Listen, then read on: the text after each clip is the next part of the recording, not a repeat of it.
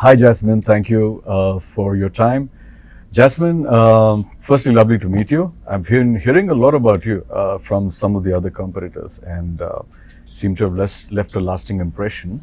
I don't know about who's winning what in the competitions, but I think everyone likes you, or at least a lot of the girls like you. Oh, it's nice to hear.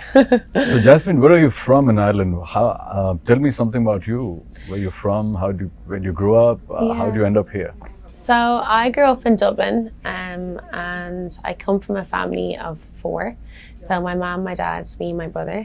And I was always surrounded by family growing up. My mom has 7 brothers and sisters. So it was always a busy household in my grandma's house. I came from a family that had so much love, and it was great. So I guess how I got involved in pageantry started when I was 17 years old. And my mom was actually in Miss Ireland. She was first runner-up. Oh, wow. Yeah. So she it was like a family thing, I guess you could say. Okay. So I entered in when I was 17 years old. I came top 8.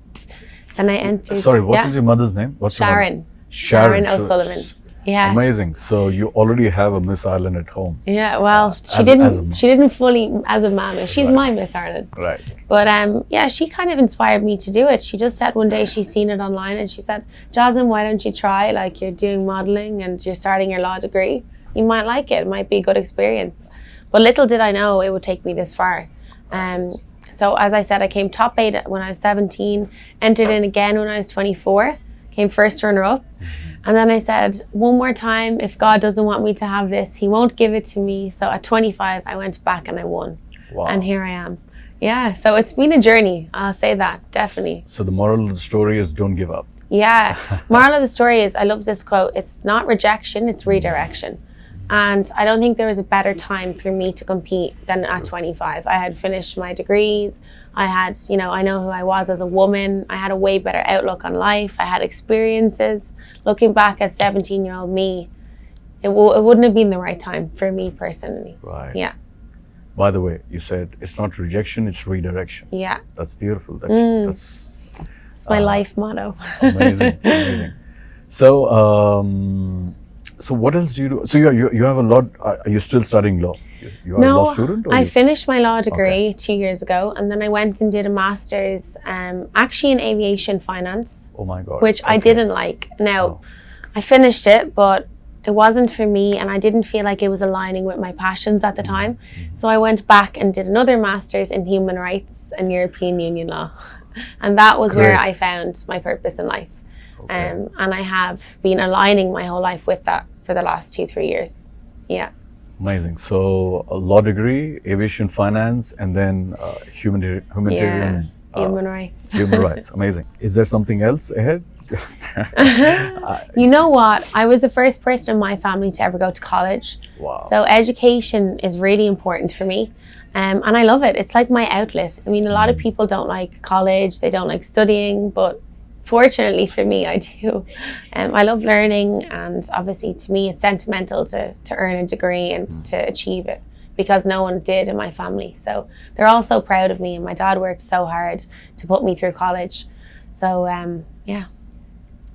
I'm sure you'll be a great role model for Irish girls, right? Because like you said, you're here, you're in the beauty industry, you're a model, and then studies is important for you. So I guess, I think Ireland got it right when you won this Ireland. Thank you. I hope so. And I always want to show to girls that you are the creator of your own destiny, and don't let anyone tell you that you can't do things in life. And it's a stigma that's really surrounding Ireland a lot. You're kind of told, or you do this or you do that, or you can't do this or you can't do that. But it's so important to know that you can do really anything you put your mind to. Right. And I also love this quote. It says that, if someone else can do it, why can't you? Right. And I live by that, Amazing. Everyone starts not always at the top. So It's important to know that. About your humanitarian work, what interests you? Is there a niche that you probably you look at that you work in or you'd like to work in? Yeah, to be honest, at the moment I'm heading towards hopefully becoming a diplomat. That is my end goal. I've traveled to over 33 countries in my life, and I've worked with numerous charities since I'm 17.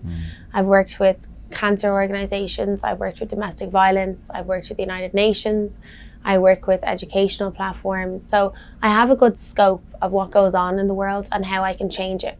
And obviously being to different places, I was in Zimbabwe, I was in Thailand working with refugees that come from different places in the world and seek work in Bangkok. We teach them skills. Young Africa in Zimbabwe, the same thing. People from marginalized communities come in and we teach them a skill so that they can provide for their families. Building schools in South Africa, visiting refugee camps in Syria. I've done a lot of things in my life, and it's definitely shaped me into having a different perspective of what I originally thought the world looked like. So I want to change it. I know it seems far-fetched, but I can change it, and I've already started to change it. So that's where I'm going with my life. Amazing. Yeah. And in my line of work, I've met obviously diplomats as well. You know, sometimes I interview them. And seeing you, I see a future diplomat. There, Really? yeah. You're a Means a smart lot to girl me. and you've got a great platform here. You could surely be I'm probably talking to a future diplomat. I think you have hope a so. really, really good shot at this. If I do become a diplomat, you can come back and interview me. Oh yeah, 100%. That's a deal. I might get a post here in Hyderabad. Who knows? In India, you might be an never know. Irish ambassador to. I would love Yeah, that. I love that'd be India, great. honestly. And you get to travel different parts of the world Yeah. as your country places in different places. So back to Miss World. Tell me, how's it been so far over here? All good? I mean, It's do been you magical. like the chicken biryani? I love the chicken biryani. Come on, it's the best. I do really like the food here. I like spicy food. You know, as I said, I like to travel, so I like different tastes. But the whole experience here has just been phenomenal. You know, I really love all the challenges. It really kind of puts your mind to focus on, you know, achieving something quickly. And they don't give you a lot of time to prepare. They kind of spring it on you. Right. And it really kind of gets, you know, you going to showcase the best version of yourself.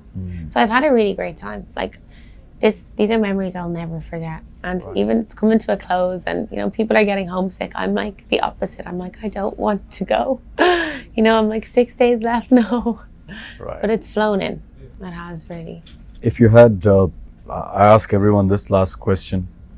If you had the power to do something that would really make you feel good, what would that be? Anything that you could pick? Yeah, I think I've met so many people throughout my travels and throughout all the charity work I've done, and to give them a chance at the opportunities that I've had in life, that's what I would really like to do. I've been really privileged in life to be able to go to college and to be able to, you know, be independent and have a life and have a dream and have the ability to dream. A lot of people really don't have that. And I've met so many people through so many different realms of the world, as I said, that don't even, you know, have the basic necessities. So to be able to provide some type of hope, some type of spirit within them to know that they can really achieve anything they put their mind to with the help of someone, that's the message I'd want to do, and that's what I would do if I ever had the honor of obtaining this title. Amazing. And what I will do without it as well, regardless. But yes. Thank you so much, Jasmine, and all the best. Thank you very much.